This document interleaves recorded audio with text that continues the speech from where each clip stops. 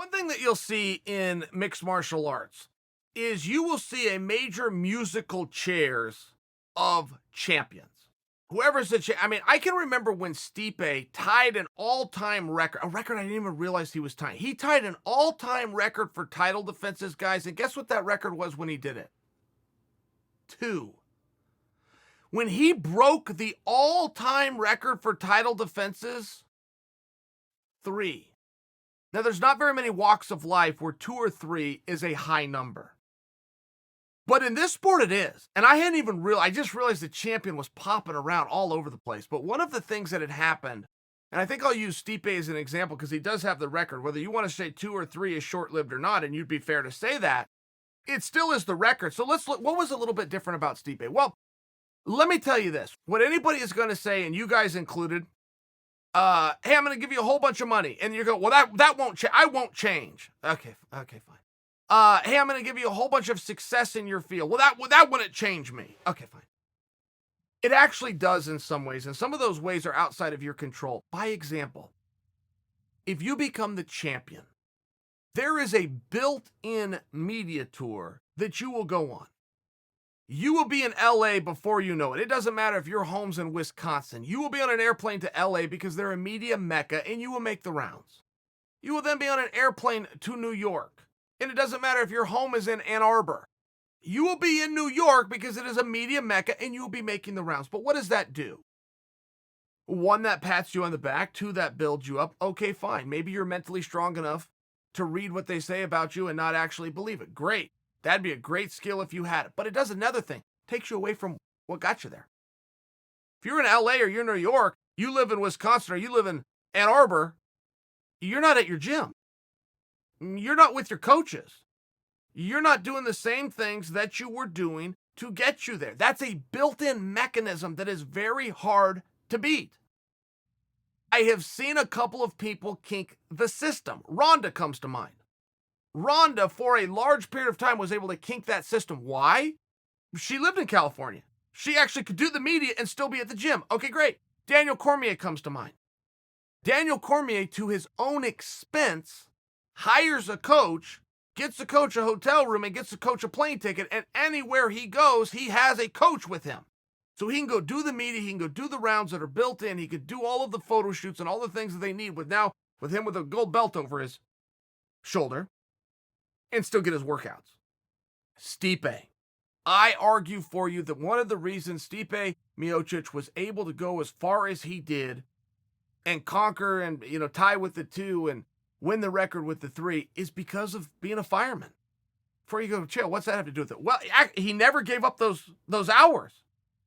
Stipe would get out of the ring on a Saturday and have to be cleaning toilets at the fire hall with black eyes. There's actual pictures of him out there if you guys want to go see him on social media. Black eyes and everything else, scrubbing toilets out Tuesday, 8 a.m. But one of the relevance is Stipe didn't do the media tour. He said no. He had a built-in reason why he couldn't. I have to be at the firehouse in Cleveland. Oh, and by the way, what else is in Cleveland? My house, my wife, my child, my coaches, and my gym. He was one of these very, very few guys that was able to catapult himself, but stay at home and be able to do the same thing over and over that got him that success in the first place. And it's very unique. And I tie it into a larger point. One thing that has greatly surprised me about the narrative leading into Poirier and Khabib is that nobody is discussing ring rust with Khabib, though he's been out of the ring a meaningful period of time. He's been on suspension. What did he do? A year on suspension alone? Then you got to book the fight and get everything. Right? But nobody's talked about that with him. Nobody's talked about this championship mindset where all of a sudden you're too cool for school and all of a sudden you got some new money in your pocket. And what's that do? That discloses you to a higher level of friend. And by the way, those new friends are just a higher level of dirtbag. You don't have any new friends than you had before you went there. You have a higher level of scumbag. Nobody's talking about that. The fact that home is Dagestan, but he trains in San Jose, how does that work? Why would we believe that he would be in shape and fit and ready to go with all of these things? Well, I also think there's an answer to that question. Khabib has a level of discipline within his life. Some of it is cultural. Some of it is religious based. By example, due to his religion, he does not drink alcohol or have any form of substance. Khabib lives at home with his father. Many of you didn't know that. Now, this is also, I don't believe this is a religion. I believe this is a cultural thing, but in Dagestan, the youngest child never leaves home. Khabib has brothers and sisters, but Khabib's the youngest. The brothers and sisters have all grown up, and they're gone. They're out of the house. I don't know if he's got brothers and siblings. There's other siblings, though. That much I can tell. They've grown up, but they weren't the youngest. They've all left the house. Khabib will never leave. He lives, and he's married, by the way. Oh, and has children. They all live downstairs at the house. Come upstairs, they all have a family dinner. Dad tells them what to do. Khabib still has chores. That is very interesting because that does change things. That does stop him from buying into some kind of, I'm the greatest and I can't be beat. And I know that that's true because this headline says it. All right, guys fall for this all the time. It's always okay to read what they say about you. It's never okay to believe it. It's one of the surest signs of anti-success because, one, you take your eye off the ball, quit working as hard as you used to work, quit being as disciplined as you used to be. Or two, it can really bring people down. They can say terrible things about you. And all of a sudden you think that's true. You start to, oh, this guy says I'm a bum. I guess I must be a bum. Oh my gosh. Don't be come on.